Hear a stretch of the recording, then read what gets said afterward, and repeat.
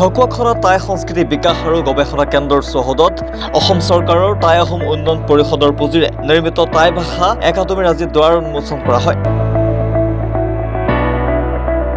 দুৱাৰ উন্মোচন কৰে ঢকুৱাখনাৰ বিধায়ক নৱ কুমাৰ দলে।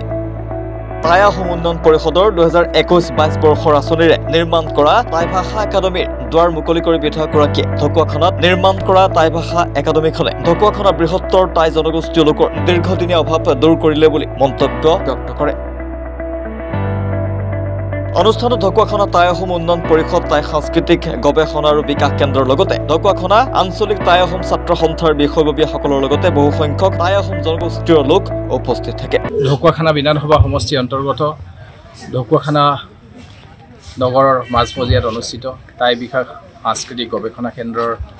প্ৰাংগণত টাই আহোম উন্নয়ন পৰিষদৰ জৰিয়তে টাই ভাষাৰ এখন বিদ্যালয় নিৰ্মাণৰ কাম সম্পূৰ্ণ হৈছে আৰু এই বিদ্যালয়টি আজি আমি শুভ উদ্বোধন কৰিলোঁ আৰু আমি আশা ৰাখিছোঁ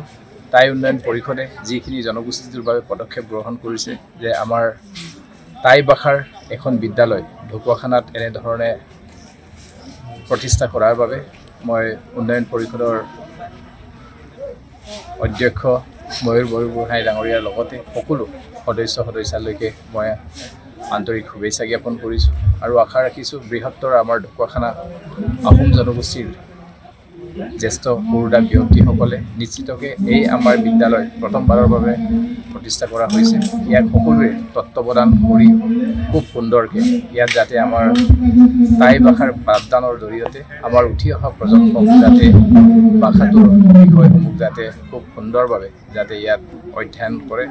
আৰু ইয়াৰ প্ৰচাৰ আৰু প্ৰসাৰৰ ব্যৱস্থা কৰিব বুলি আমি আশা ৰাখিছোঁ আৰু